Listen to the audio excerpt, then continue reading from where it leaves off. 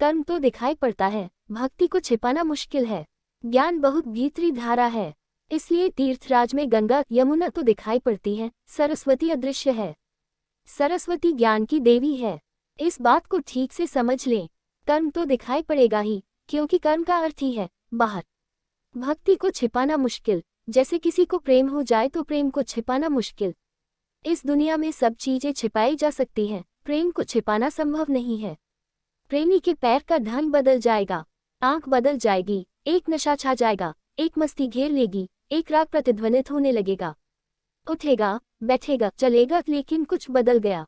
कोई भी देख लेगा, अंधा भी पहचान लेगा। इसलिए प्रेमी कभी प्रेम को छिपा नहीं पाए। साधारण प्रेम नहीं छिपा पाए तो परमात्मा का प्रेम तो असंभव है।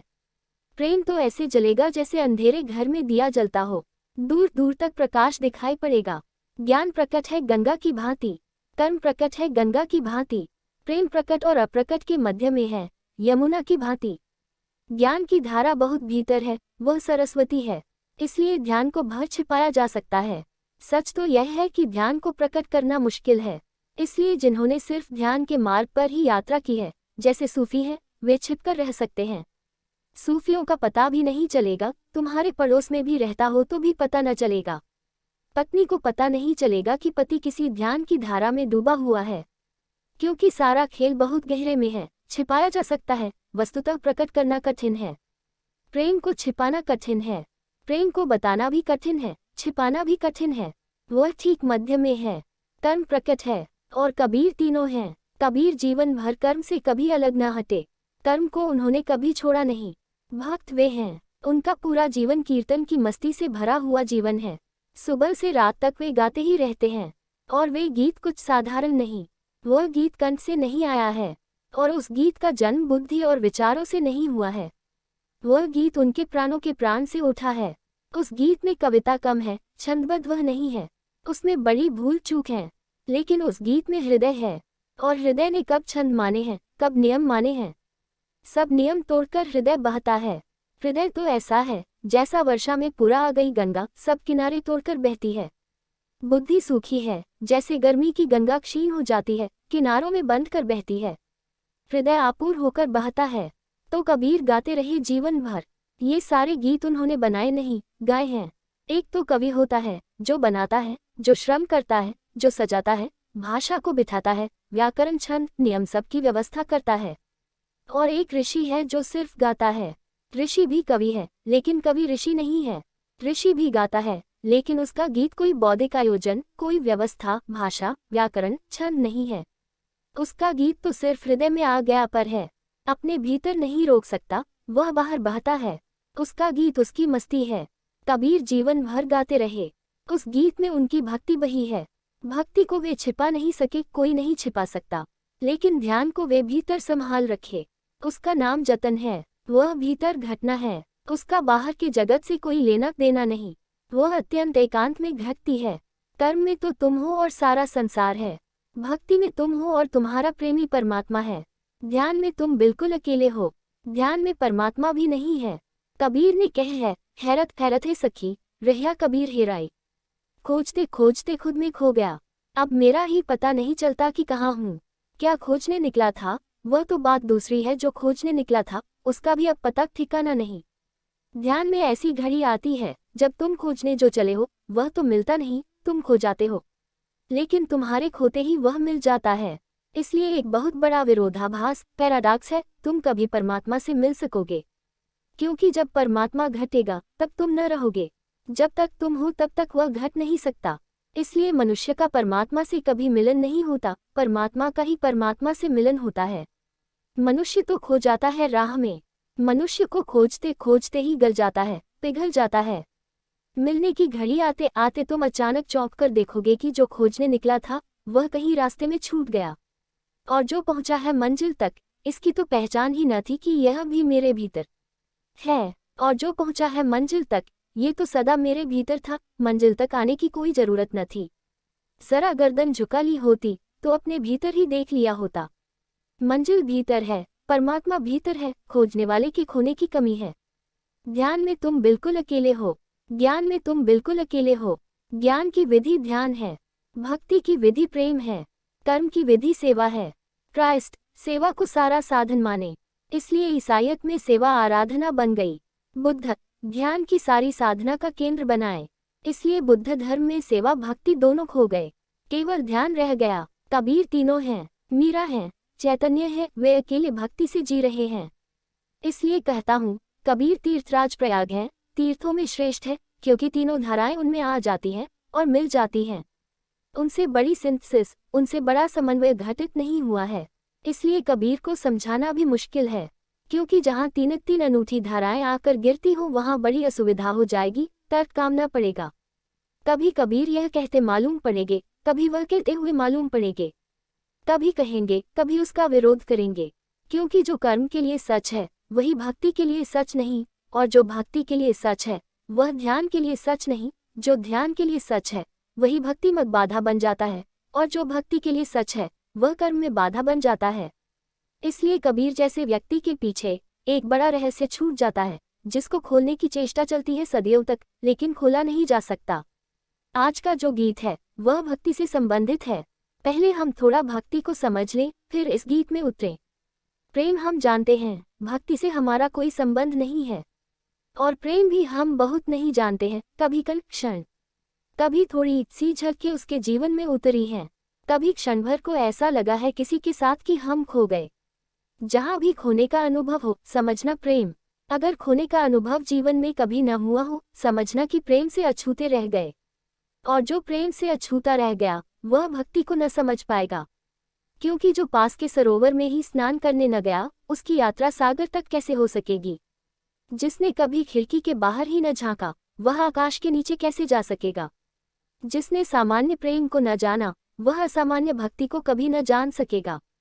इसलिए जीवन के द्वार खुले रखना, प्रेम कहीं से भी उतरे उसे उतरने देना, क्योंकि वह भक्ति की पहली भनक है, वह भक्ति की पहली किरण है।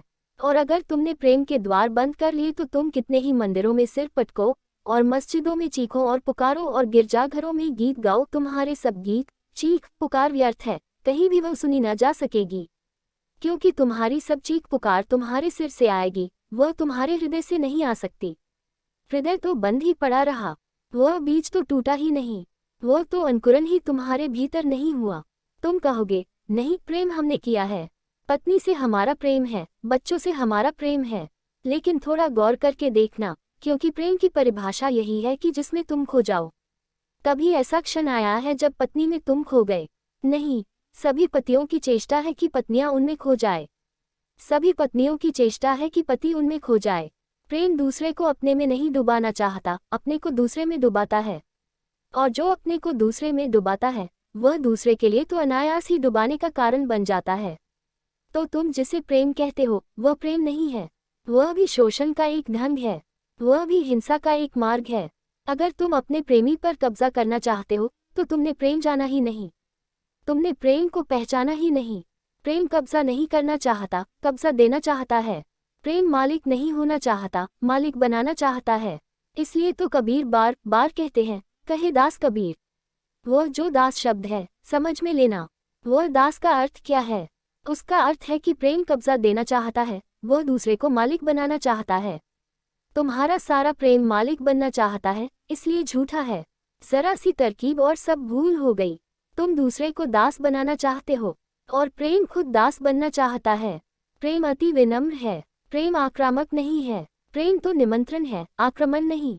प्रेम तो बुलावा है, प्रेम तो अपने को मिटाने की तैयारी है।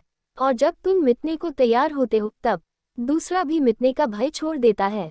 और जब तुम दूसरे पर कब्जा करना चाहते हो तो स्वभावतः दूसरा भी तुम पर कब्जा करना चाहता है। प्रेमियों की यही तो कलह है। प्रेम में तो कलह हो ही नहीं सकती, लेकिन प्रेमी निरंतर लड़ते देखे जाते हैं। उनकी कलह का मूल आधार यही है कि वे एक दूसरे को मिटाने में लगे हैं। पत्नी कितना ही कहती हो कि वह दासी है, लेकिन चेष्टा उसकी मालकिन बनने की है। बाप कितना ही कहता हो बेटे के प्रति कि मेरा प्रेम है, लेकिन बाप बेटे में खोने को तैयार नहीं है। बाप चाहता है बेटा बाप का अनुसरण करे, बाप की छाया बने। बाप बेटे को मिटाना चाहता है, मेरी आज्ञा, मैं जो कहूँ वही ठीक हो तेरे लिए भी, मैं जो बताऊँ वही मार्ग बने, मैं जो कहूँ वही तेरी दिशा हो, तू मेरे इशारे से चले तो बाप प्रसन्न है। जब कोई तुम्हारे सब इशारे मानकर चलता है तब तुमने उसे अपने में मिटा लिया। ये प्रेम नहीं है। अगर बाप सच में ही बेटे को प्रेम करता है तो वह बेटे को कहेगा कि तू मेरे पीछे चलने की चिंता मत कर, तू हो जा, मेरा सारा सहारा तेरे लिए, सारी शक्ति तेरे लिए, लेकिन तू मेरी छाया मत बनना, तू खुद बनना, तू स्वयं होना, तू अपने ही जीवन की सुगंध को पाना। भला उस सुगंध को पाने में तुझे मेरी आज्ञाएं तोड़नी पड़े, क्योंकि मेरी आज्ञाओं का क्या अर्थ। भला उस सुगंध को पाने में तुझे मुझसे दूर तक जाना पड़े। मेरे पास होने का और प्रयोजन भी क्या हो सकता है अगर तेरी सुगंध न मिले। बाप अगर प्रेम करता है तो बेटे में खो जाएगा, बेटा अगर प्रेम करता है तो बाप में खो जाएगा, पत्नी अगर प्रेम करती है तो पति में खो जाएगी। लेकिन हम खोने से डरते हैं। खोने से ऐसा लगता है खो जाएंगे, मिट जाएंगे, तो हम बचेंगे ही नहीं। अहंकार प्रताड़ित होता है। अहंकार बहुत भयभीत होता है कि खो गया अगर तो फिर क्या होगा। इसलिए अहंकार ऐसे इंतजाम करता है कि प्रेम घट ही न पाए। ध्यान रखना, प्रेम को विरोध में अहंकार से बड़ी और कोई चीज नहीं है। घृणा प्रेम का विरोध नहीं है, प्रेम का अभाव है। अहंकार प्रेम का विरोध है, क्योंकि अगर प्रेम मिटना है तो अहंकार बचने की चेष्टा है। मैं बचा रहा हूँ, इसलिए धीरे धीरे अहंकार के कारण हम मिटने के सब द्वार बंद कर देते हैं। इसलिए तो हमने प्रेम की जगह विवाह ईजाद किया है, क्योंकि प्रेम खतरनाक है। विवाह सुविधापूर्ण है। विवाह एक कन्वीनियंस है, एक सुविधा है। प्रेम एक उपद्रव है, और प्रेम में सदा डर है कि चूके की गए। खाई सदा पास है, और रास्ता बीहड़ है और साफ सुथरा नहीं है। विवाह का रास्ता राजपथ है, सीमेंट कंक्रीट का है। हजारों उस पर चल रहे हैं, आगे पीछे बड़ी भीड़ है, सुरक्षा है। पुलिस चारों तरफ तैनात है। अदालतें किनारे खड़ी हैं। मजिस्ट्रेट अपनी वेशभूषा में सजे तैयार हैं। विवाह सामाजिक संस्था है, प्रेम व्यक्तिगत छलांग है। प्रेम में तुम अकेले हो, विवाह में पूरा जगत तुम्हारे साथ है। विवाह में कुछ गड़बड़ होगी तो अदालत में तुम पूछताछ कर सकोगे, वकील सहारा बन सकेंगे, कानून की किताबों में रास्ते खोजे जा सकेंगे। प्रेम में न कोई वकील साथ होगा, न कोई कानून की किताब होगी। प्रेम की दुनिया में अब तक कोई किताब प्रवेश नहीं कर पाए और किसी वकील को वहां कोई जगह नहीं है। प्रेम में तुम निपट अकेले हो। अकेले होने से डर लगता है, और फिर प्रेम का मतलब ही मिटता है, और मिटने से लगता है जैसे मृत्यु हो जाएगी। इसे ध्यान रखो। 3 चीजों से मैं अनुभव करता हूँ, लोग डरे हुए हैं। सैकड़ों लोगों के जीवन की उलझनों को सुलझाते सुलझाते 3 चीजें निकाल पाया जिनसे वे डरे हुए हैं। एक प्रेम, और जो प्रेम से डरा है वह परमात्मा से डर गया, क्योंकि वे उसका आखिरी परिणाम है। दूसरा मृत्यु, और जो मृत्यु से डर गया वह जीवन से डर गया, क्योंकि मृत्यु जीवन की अंतिम घटना है, शिखर है, निष्पत्ति है, सारे जीवन का निचोड़ है। और तीसरा ध्यान, क्योंकि ध्यान और मृत्यु दोनों जैसा है, उसमें मरना भी होता है और परमात्मा का पाना भी होता है, इसलिए सबसे ज्यादा खतरनाक ध्यान है। प्रेम से डरे कि परमात्मा का द्वार बंद हुआ। जब तुम सामान्य किसी स्त्री और किसी पुरुष के साथ भी न डूब कर मिट सके तो तुम इस विराट अस्तित्व के साथ कैसे डूब पाओगे। तुम लड़ोगे, संघर्ष करोगे, तुम अपने को बचाओगे, और जितना तुम बचाओगे उतना ही तुम पाओगे कि तुम कमजोर होते जा रहे हो, क्योंकि किससे तुम लड़ रहे हो। तुम अंश हो इस विराट के, इससे तुम लड़ कैसे सकोगे। तुम इसी से पैदा हुए हो। तुम एक लहर की भांति हो, लहर सागर से लड़ेगी कैसे। तुम वृक्ष में खिली हुई एक नई कोमपल हो, ये कोमपल पूरे वृक्ष से संघर्ष कैसे करेगी, और अगर संघर्ष भी करेगी तो क्या जीत सकती है।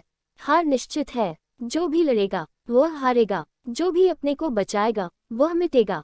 जीसस ने कहा है, बचाया कि तुम खो जाओगे, खो गए कि फिर तुम्हारे मिटने का कोई उपाय नहीं है। हम समस्त से लड़ कैसे सकेंगे।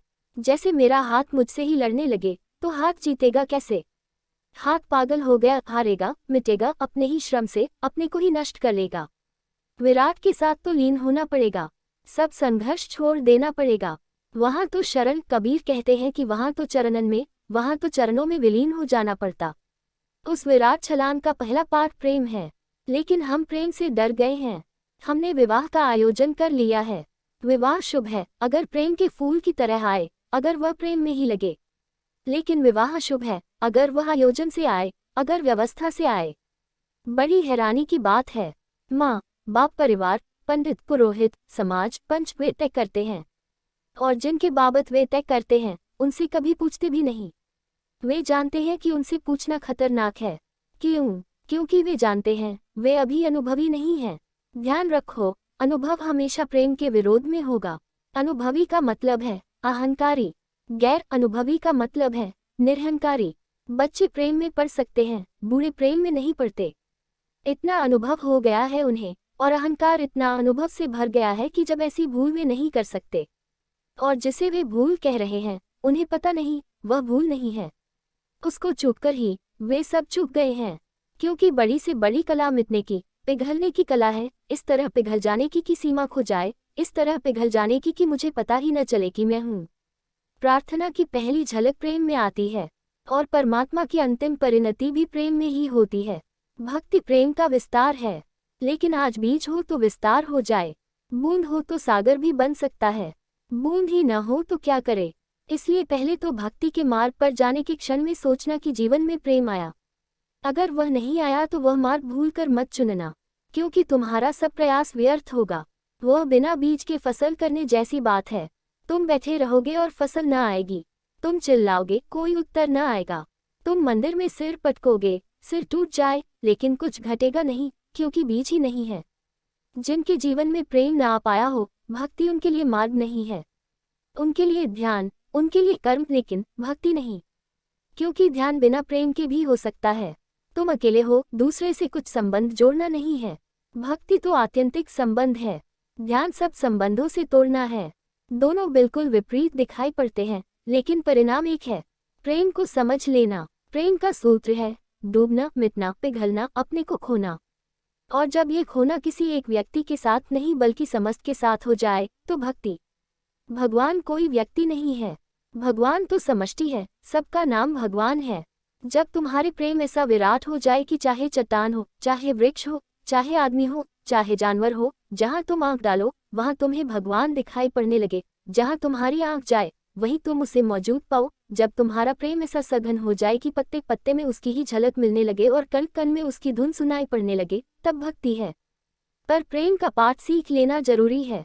मेरे देखे, ये संसार एक पाठशाला है जहाँ हम परमात्मा के लिए तैयार होते हैं। ये संसार परमात्मा के विरोध में नहीं है, यह उसकी तैयारी है। और इस संसार के सारे संबंध उस आत्यंतिक संबंध की पूर्व व्यवस्थाएं हैं। ऐसा होना ही चाहिए, क्योंकि संसार अगर परमात्मा के विरोध में हो, परमात्मा पर संसार के विरोध में हो, तो संसार बच ही कैसे सकता है। इसके होने का आधार ही खो जाएगा। इसलिए जिन लोगों ने सिखाया है कि परमात्मा को पाना है तो संसार के विरुद्ध हो जाओ, उन्होंने गलत सिखाया है। संसार के विरुद्ध होने से परमात्मा नहीं मिलोगे, संसार के अतिक्रमण से परमात्मा मिलेगा। और इन दोनों बातों में बड़ा भेद है। अतिक्रमण का अर्थ है संसार के ऊपर उठ जाओ, वह विपरीत जाना नहीं है। संसार का अनुभव जितना सघन होगा उतने ही तुम ऊपर उठने लगोगे।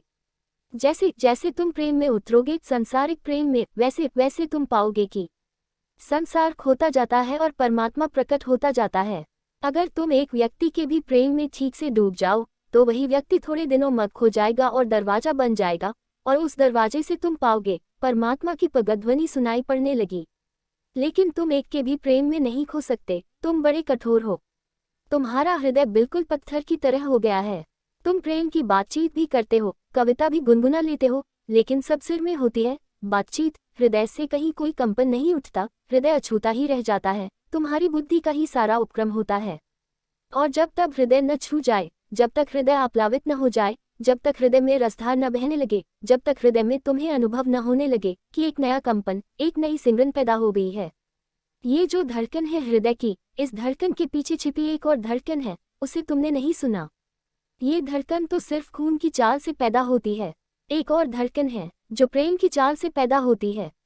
सदा से अलग अलग कोई नहीं है पृथ्वी पर, अलग अलग जातियों मग, अलग अलग संस्कृतियों में, एक दूसरे से बिल्कुल अपरिचित अनजान, लेकिन जब भी प्रेम की बात उठती है, जब भी प्रेम की चर्चा उठती है तो लोग हृदय पर हाथ रख लेते हैं। उस संबंध में कोई भेद नहीं है। ये हैरानी की बात है। हर चीज में भेद है, सिर्फ इस एक संबंध में मनुष्य जाति में कोई भेद नहीं है। निश्चित ही ये हृदय पर हाथ रख लेना कोई सांस्कृतिक और सामाजिक घटना नहीं हो सकती, अस्तित्वगत एग्जिस्टेंशियल होगी, क्योंकि सामाजिक होती हो भेद होते। हर चीज में भेद हैं। ऐसी जातियां हैं जहां हाँ के लिए सिर को ऊपर नीचे हिलाया जाता है। ऐसी जातियां हैं जहां हाँ के लिए दाएं बाएं हिलाया जाता है। ऐसी जातियां हैं जहां ना के लिए हम दायां बायां हिलाते हैं। ऐसी जातियां हैं जहां ना के लिए हम ऊपर नीचे हिलाते हैं। निश्चित ही वह सिर का हिलाना सांस्कृतिक सामाजिक सिखावन है, वह अस्तित्वगत नहीं है। छोटी छोटी चीजों में फर्क है। मैंने बहुत खोज की, एक ही चीज में फर्क नहीं है, और वह है जब भी प्रेम की बात उठे तो लोग हृदय पर हाथ रख लेते हैं। ये हृदय पर हाथ रखना अस्तित्वगत है। किस हृदय पर हाथ रखते हैं? अगर हम शरीर शास्त्री से पूछे तो वो कहेगा, तुम पागल हो, यहाँ कुछ भी हृदय जैसा है नहीं, सिर्फ फेफड़े हैं और पंपिंग है, खून को पंप करने की व्यवस्था, पंपिंग स्टेशन है, और तो कुछ वहाँ है नहीं। और यह जो धड़कन है, ये धड़कन तो सिर्फ खून की गति से पैदा हो रही है। इस हृदय की बात ही नहीं है, ये तो फेफड़ा ही है। लेकिन इस हृदय के ठीक भीतर छिपा हुआ एक और हृदय है। जब तुम में प्रेम की रसधार बहती है तब उसकी धड़कन सुनी जाती है। कबीर उसी हृदय की बात कर रहे हैं, लेकिन वह रसधार बहती तब है जब अहंकार की चट्टान टूट जाती है। अहंकार की चट्टान ही उस हृदय के द्वार पर रखी है, उसकी वजह से ही दूसरी धड़कन तुम सुन नहीं पाते हो। अब हम इन सूत्रों में प्रवेश करने की कोशिश करें। भक्ति को मार्ग जीना रे कहते हैं कबीर की भक्ति का जो मार्ग है बहुत नाजुक है, बहुत डेलिकेट है। होगा ही। कर्म का मार्ग सबसे ज्यादा स्थूल है। भूखे को रोटी दो, बीमार का पैर दाब दो, गरीब की सहायता करो, असहाय की सेवा में लगो। कर्म का मार्ग सबसे ज्यादा स्थूल है। इसलिए पश्चिम में क्रिश्चियनिटी का इतना प्रभाव पड़ सका, क्योंकि पश्चिम की पकड़ बहुत स्थूल है, मेटीरियलिस्टिक है। जितना ज्यादा पदार्थवादी व्यक्ति होगा उतना ही ज्यादा कर्म का मार्ग निकट मालूम पड़ेगा, क्योंकि पदार्थ के सबसे ज्यादा करीब कर्म है। कर्म जैसे तुम्हारे घर का पहला द्वार है। करो, लेकिन जो भी करो उसे परमात्मा को समर्पित करके करो। इसलिए क्रिश्चियनिटी बहुत प्रभावी हुई। आधी दुनिया आज ईसाइयत के साथ है। उसका कारण भी साफ है, क्योंकि ईसाइयत की सारी प्रक्रिया कर्म की है। दूसरे धर्मों को भी ईसाइयत से प्रतियोगिता करनी पड़ती है, इसलिए वे भी कर्म की थोड़ी थोड़ी बातें करते हैं, लेकिन जमती नहीं बात, क्योंकि उनके प्रयोग ज्यादा गहरे और सूक्ष्म हैं और उनसे मेल नहीं खाते। हमने कभी सोचा ही नहीं कि सन्यासी जाकर गरीब के पैर दबाएगा। यहाँ तो गरीब ही सन्यासी के पैर दबाता रहा है। सेवा हम सन्यासी की करते रहे हैं। सन्यासी से हमने सेवा की अपेक्षा नहीं की। हम सोच ही नहीं सकते कि बुद्ध और महावीर अस्पताल में मरीजों की सेवा कर रहे हैं। मरीज करने भी न देंगे, बगावत हो जाएगी उनके खिलाफ, हट जाएंगे, भाग जाएंगे मरीज की हमारी सेवा। ये कैसे हो सकता है? क्योंकि बुद्ध और महावीर, अंतिम जो गहरा से तत्व है ध्यान, वहाँ खड़े हैं। ध्यान सूक्ष्म है, अति सूक्ष्म है। कर्म स्थूल है, अति स्थूल है। दोनों के माध्य में नाजुक भक्ति है, लेकिन भक्त की भी बहुत प्रभावना नहीं हो सकती, क्योंकि भक्त गाता है, नाचता है, मस्त है, लेकिन तुम्हारी मस्ती से दूसरी को क्या मिलेगा? भूखे को रोटी नहीं मिलेगी, बीमारी का इलाज नहीं हो जाएगा। इसलिए दोनों मार्ग ज्ञान और भक्ति के धीरे धीरे धूमिल हो गए और एकदम स्थूल जो है, सबसे ज्यादा स्थूल जो है, कर्म का मार्ग, वह सामने रह गया। गीता पर हजारों टीकाएं हैं, कोई 1000 से ऊपर। सबसे स्थूल टीका लोकमान्य तिलक की है, लेकिन बड़ी प्रभावी हुई, इस मुल्क को खूब प्रभावित किया, क्योंकि कर्म पर लोकमान्य का जोर है। शंकर की सबसे ज्यादा सूक्ष्म है, क्योंकि ज्ञान पर जोर है। रामानुज की डेलिकेट है, नाजुक है, भक्ति पर जोर है। लेकिन रामानुज और शंकर सब फीके पड़ गए, लेकिन लोकमान्य की व्याख्या बड़ी प्रभावी हो गई। भारत भी धीरे धीरे स्थूल की तरफ गिरा है। जब हमको भी वही दिखाई पड़ता है तो पदार्थ है। अब हम भी पदार्थ से ज्यादा कुछ नहीं देख पाते। सूक्ष्म को देखने की हमारी क्षमता भी हो गई है। नाजुक से हमारे संबंध टूट गए हैं। नाजुक को समझने के लिए एक सांस्कृतिक ऊंचाई चाहिए, एक परिष्कार चाहिए। मुल्ला नसरुद्दीन ने एक शास्त्रीय संगीतज्ञ को निमंत्रित किया था, ख्यातिलब्ध शास्त्रीय संगीतज्ञ था, बड़ी कठिनाई से उपलब्ध था। सब पास पड़ोसियों को निमंत्रित किया था। जब सभा बैठ गई, संगीत सभा शुरू हो गई तो संगीतज्ञ ने बड़े आदर भाव से पूछा कि मुल्ला आप कौन सा राग पसंद करते हैं? मुल्ला ने कहा, राग वाग कोई भी चलेगा, अपना प्रयोजन तो पड़ोसियों को परेशान करने से है। शास्त्रीय संगीत बड़ी नाजुक बात है, लेकिन अगर समझ में न आता हो तो सिर्फ परेशानी पैदा होती है। अब भक्त परेशानी पैदा करता है, समझ में नहीं आता। अगर भक्त आपके बीच खड़ा हो तो या तो आप समझेंगे पागल है, बुद्धि खराब हो गई। अब भक्त से हमारे संबंध नहीं जुड़ते, क्योंकि हम इतने नीचे तल पर खड़े हैं कि वहां से नाजुक फूल दिखाई नहीं पड़ता है, आंखें पहचान नहीं पाती। अगर चैतन्य वापस लौट आए और तुम्हारे गांव में नाचते हुए गुजरे, मीरा आ जाए और गीत गाए तुम्हारी गली में, तो तुम बहुत रस पा न सकोगे। कठिन है, क्योंकि तुम यह न देख पाओगे कि कहाँ से यह घटना घट रही है। चैतन्य जब गा रहे हैं और नाच रहे हैं तो उस समय भी बंगाल में लोगों ने कहा कि यह लंपट है। तो अब तो बड़ी मुश्किल है। अब तो तुम समझोगे कि मालूम होता है प्रभुदास का शिष्य है, कृष्ण कॉन्शियसनेस में सम्मिलित हो गया है। चैतन्य को समझने के लिए भाव दशा चाहिए। भाव विचार नहीं है। विचार तो तुम शास्त्र से पा सकते हो, विद्यालय में सीख सकते हो, लेकिन भाव एक अनुभव है, अगर हो तो हो, न हो तो न हो। भाव का अर्थ है कि तुमने भी उसे जाना है, एक झलक तुम्हें भी मिली है, तुम भी उसे जिए हो। न सही उतना गहरा, न सही उतने दूर गए हो, लेकिन नदी में उतरकर 2 हाथ तुमने भी तैरने के मारे हैं, तुम्हें भी तैरने का पता है कि क्या है। विचार उधार हो सकता है, भाव कभी उधार नहीं हो सकता। भाव अनुभव हो तो हो, नहीं हो तो न हो। कितना ही कहो कि तैरने में बड़ा आनंद है, बड़ी पुलक है, तैरने का बड़ा रहस्य है, और तुम अगर कभी नदी में नहीं उतरे, तुम कहोगे होगा। तुम सोचोगे इसमें होगा क्या, ज्यादा से ज्यादा पानी में हाथ पैर मारने से हो क्या सकता है। लेकिन तुम्हें ख्याल भी नहीं, जो तैरने वाले के अनुभव में आता है वह पानी में हाथ पैर मारना नहीं है, वह पानी और स्वयं के बीच एक लयबद्धता को पैदा करना है। और जब तैरने वाला सच में ही शिखर पर पहुंचता है तैरने के, तो तैरना समाप्त ही हो जाता है। नदी ही सारा काम करती है, वह नदी पर ही तिरता है, तैरता नहीं है, उसे कोई श्रम नहीं करना होता। एक लयबद्धता नदी के प्राण के बीच और उसके बीच हो जाती है। नदी के देवता से उसकी पहचान हो गई। अब जैसे नदी का देवता ही उसे उठाकर चलता है, अब कोई संभालना है उसे। नदी उसे डुबाती नहीं, नदी उसकी दुश्मन नहीं है, एक गहरी मैत्री हो गई है। अगर तुम कभी नदी में नहीं उतरे तो तुम्हें ज्यादा से ज्यादा इतना ही दिखाई पड़ता है कि यह आदमी हाथ पैर फेंक रहा है, इससे फायदा क्या। व्यायाम है, हम घर पर ही कर लेंगे, अपने बिस्तर पर लेटकर हाथ पैर फेंक लेंगे, तो इतना ही व्यायाम होगा, ज्यादा भी हो सकता है। तो झंझट क्यों लेनी, खतरा क्यों मोल लेना। लेकिन तुम्हें पता नहीं जो तैरने वाले के भीतर घट रहा है। अगर तैरने की प्रक्रिया ठीक हो, विचार खो जाते हैं, नदी की धार के साथ एक लीनता जुड़ जाती है, नदी ले जाने लगती है। तैरने वाला धीरे धीरे अपनी अस्मिता को छोड़ देता है, नदी का अंग हो जाता है, जैसे वह भी नदी है, तिरता है। और उस तिरने में जो आनंद की प्रतीति होती है, वह प्रतीति तुम्हें वह दे नहीं सकता, न बता सकता है।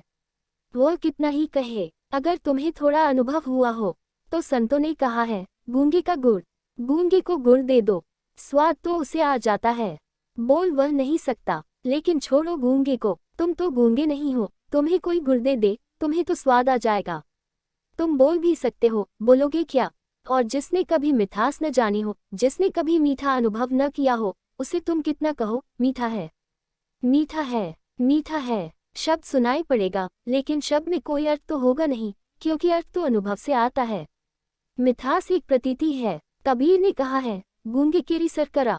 सभी गूंगे हैं भाव के संबंध में, विचार के संबंध में मुखर, भाव के संबंध में गूंगे। तुम नहीं जान सकते कि क्या भाव दशा है। अगर प्रेम का थोड़ा अनुभव हुआ हो, तो भक्ति का मार्ग इतना नाजुक है, बारीक है, झीना है, सूक्ष्म है, वह तुम्हें ख्याल में आ सकेगा। नाजुक का क्या अर्थ हो सकता है, झीनी का क्या अर्थ होता है। झीने का अर्थ होता है जिसे संभालने में बड़ा यत्न करना पड़े। तुमने संगीतज्ञों को देखा होगा, इसके पहले कि वे अपना संगीत शुरू करें, घड़ी आधा घड़ी सांस को बिठाने में लगाते हैं। ना समझ तो उसी में ऊब जाते हैं कि यह क्या लगा रखा है। कहीं हथौड़ी से ठोकते हैं, कहीं तार खींचते हैं, कहीं कुछ करते हैं, लेकिन वे क्या कर रहे हैं। वे सांस को एक नाजुक हालत में ला रहे हैं, जहां संगीत संभव हो सकेगा। वे तारों को उस जगह बिठा रहे हैं, जहां न तो वे ज्यादा कसे होंगे और न ज्यादा ढीले होंगे। क्योंकि तार बहुत ढीले हो तो संगीत को चोट नहीं पड़ती, अगर तार बहुत कसे हों तो टूट ही जाएंगे। तो तार ऐसे होने चाहिए कि न ढीले न कसे, ठीक मध्यम में। और जहां तार ठीक सम हो जाते हैं, वही सम्यकृत्व पैदा हो जाता है, वही संगीत का जन्म है। और ऐसे ही जीवन की कला है। भक्ति ठीक मध्य में पैदा होती है। ज्ञान भी एक अति है, कर्म भी एक अति है। कर्मठ एक अति पर जीता है, स्थूल। ज्ञानी दूसरे अति पर जीता है, सूक्ष्म। भक्त मध्य में जीता है, उसे सांस को बहुत बिठाना पड़ता है। भक्त को संगीत के साथ बहुत तालमेल बिठाना पड़ता है। नाजुक है। कबीर कहते हैं, भक्ति का मार्ग जीना रे, नहीं अचाह नहीं चाहना, न तार बहुत कसे न तार बहुत ढीले, नहीं अचाह नहीं चाहता, चरणन लौलीना रे। इस बात को हम समझ लें, ध्यान से सुन लें। नहीं अचाह नहीं चाहना, दो वतियां हैं, एक चाह है वासना और एक अचाह है निर्वासना। और कबीर कहते हैं, भक्ति का मार्ग अति जीना रे दोनों के माध्यमे। चाही तो भोगी है वह जो चाह रहा है, चाहना से भरा है, ये चाहिए वह चाहिए, मानता चला जा रहा है। उसे समझ लेना हमें कठिन नहीं है, हमारा भी अनुभव नहीं है। चारों तरफ वही लोग हैं, उनकी ही भीड़ है, उनका बाजार है, उनकी दुकानें हैं, उनके मंदिर हैं। वे मांग रहे हैं, वे कहते हैं वह मिल जाए, वह मिल भी नहीं पाता कि उनकी मांग आगे बढ़ जाती है। और वे कहते हैं यह मिल जाए, वे याचक ही बने रहते हैं, वे कभी मालिक नहीं हो पाते, वे भिखारी ही बने रहते हैं, कभी सम्राट नहीं हो पाते। देने का तो मौका ही नहीं आता, मांगने से ही फुर्सत नहीं हो पाती। दान का तो सवाल ही नहीं उठता, सभी खुद ही भूखे हैं, अभी खुद ही का पात्र अधूरा है। ऐसा हुआ, कबीर के जमाने में एक फकीर था फरीद। फरीद के गांव के लोगों ने उससे कहा, अकबर तुम्हें बड़ा सम्मान देता है, कभी जाओ, इतना तुम कह दोगे तो कम हो जाएगा। गांव में एक मदरसा चाहिए, एक स्कूल चाहिए, तुमने कहा कि हो जाएगा।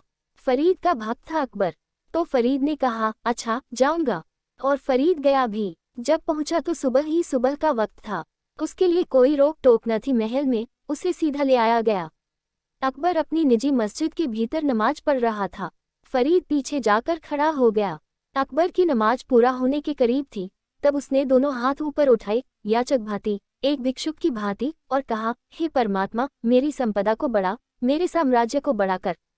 फरीद तत्क्षण लौट पड़ा। किसी के लौटने की आवाज सुनकर सीढ़ियों पर अकबर ने लौट कर देखा, नमाज पूरी हो गई थी, भागा हुआ आया। फरीद वापस लौट रहा है, और फरीद कभी आया नहीं था, अकबर ही जीता था सदा। लेकिन फरीद ने सोचा, जब मांगना हो तो जाना चाहिए। पैर पकड़ लिए अकबर ने और कहा कि आए और लौट चले, कुछ भूल हुई, कुछ मुझसे गलती हो गई। फरीद ने कहा, न, भूल तुमसे नहीं हुई, भूल मुझसे हुई। मैं तुमसे मांगने आया और मैंने पाया कि तुम तो अभी खुद ही मांग रहे हो।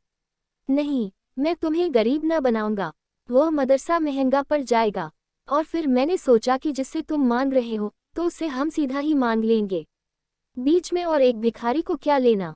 और अब तक मैंने समझा था कि तुम एक सम्राट हो, वह मेरी भ्रांति टूट गई। जब तक मांग है तब तक कोई सम्राट नहीं हो सकता। तब तक तुम दोगे कैसे? दोगे भी तो तुम सौदा करोगे, दोगे भी तो पाने के लिए दोगे, दोगे भी तो ज्यादा मिले उसकी व्यवस्था से दोगे। तुम्हारा दान भी इन्वेस्टमेंट होगा, उसमें कुछ पाने की आकांक्षा होगी। चाह से भरा हुआ आदमी भिखारी है, ये साफ है। इसके कारण जिन्होंने ये समझा कि चाह से भरा आदमी भिखारी है, उन्होंने चाह छोड़ दी, वे चाहे में चले गए। जैसे बुद्ध, जैसे महावीर, उन्होंने सारी चाह छोड़ दी। उन्होंने कहा, मांगना ही छोड़ेंगे, तभी तो ये भिखमंगापन मिटेगा। बात बिल्कुल सीधी है, तर्कयुक्त है, साफ है। मांगने वाले का मार्ग सीधा साफ है, और न मांगने वाले का भी मार्ग सीधा साफ है। छोड़ दी चाह, नहीं रखी कोई वासना, तो महावीर और बुद्ध सम्राट हो गए। उन जैसे सम्राट खोजना कठिन है। सिकंदर, नेपोलियन, अकबर जैसे भिखारी खोजना कठिन है।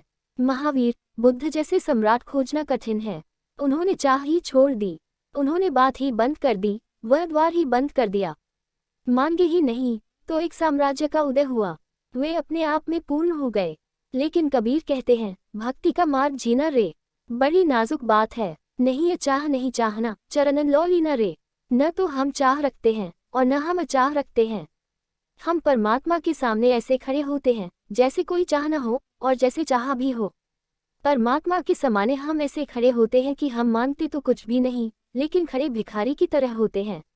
मांगता तो कुछ भी नहीं, क्योंकि मांगा कि परमात्मा से संबंध छूट गया। तब जो तुम मांग रहे हो वह ज्यादा महत्वपूर्ण चीज हो गई, परमात्मा गौण हो गया। परमात्मा साधन हो गया, जो तुमने मांगा वह साध्य हो गया। हम परमात्मा के सामने ऐसे खड़े होते हैं जैसे भिखारी है और चाह हमारी जरा भी नहीं।